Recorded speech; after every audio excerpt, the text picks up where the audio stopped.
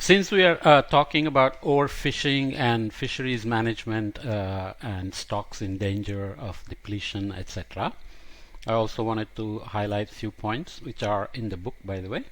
How can fisheries in danger of collapse be brought back? So fisheries experts agree that there are few steps that are key and should and can be implemented immediately. As I said, a lot of the fisheries tend to be crossing international borders, so it requires international agreements. Many of the things are done under FAO, under UN. There are regional fisheries management agencies which meet every year to do stock assessment, to decide maximum sustainable yields, and so on and so forth. So there is a mechanism in which this can be done. One is to set scientifically established quotas or limits on the amount of fish caught and enforce these limits. This is the tough part, right? Enforcing the limits. So there is an honesty system involved. Everybody has to report honestly and do the right thing. There are various methods tried, like individual transferable quotas, ITQs, where people were allowed to fish so much, and if they didn't, then they could sell their quota to somebody else. There is some evidence that that was successful, but I don't know if it still continues. Secondly, reduce wasteful and unwanted catch. Some of the methods are just not conducive to reducing unwanted or bycatch, but nonetheless, some countries like US, Canada, and many European countries enforce restrictions on certain gear which enhance bycatch, for example.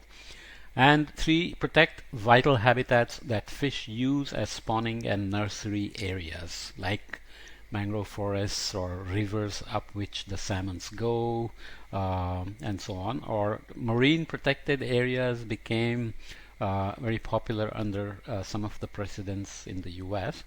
And there is some evidence that when you create a marine protected area where fishing is limited or banned, the stocks do recover, plus the neighboring areas begin to have an exchange with the marine protected area, and they also benefit. It's a question of how far these benefits extend and how much protected area can you really set aside.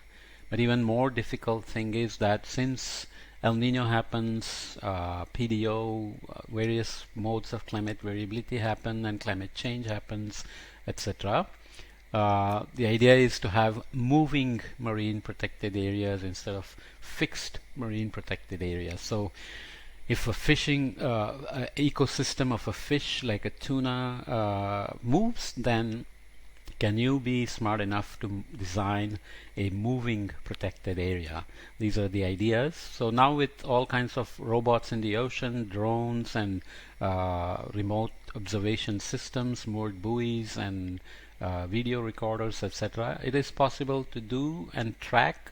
Maybe even small satellites can be used for these things. So maybe in the coming years and decades we will get smart enough to create moving marine protected areas if they turn out to be very effective. Okay, so humans so that just makes the point that humans have the technology and understanding of the fisheries ecosystems to achieve these steps. But all 3 steps have to be accomplished around the world for making the entire ecosystem recover. So as you know, there is weather predictions done, there are climate predictions done, and those forecasts are taken and then fisheries predictions are done. It's very cute biological modeling.